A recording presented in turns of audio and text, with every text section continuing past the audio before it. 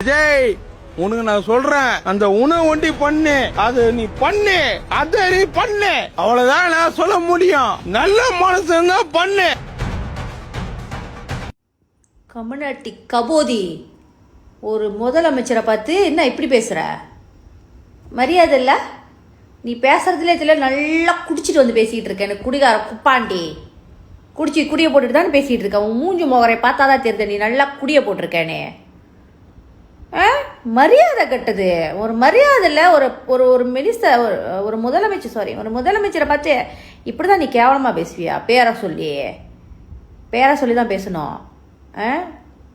அவர் என்ன இப்போ சாதாரண ஆக்டரா கேட்குறேன்? அறிவு இல்லை உனக்கு? மரியாதை கட்ட மாட. பேசுகிற ஸ்டைலாக பாரு. நல்லா குடியாக போட்டு பேசுறது.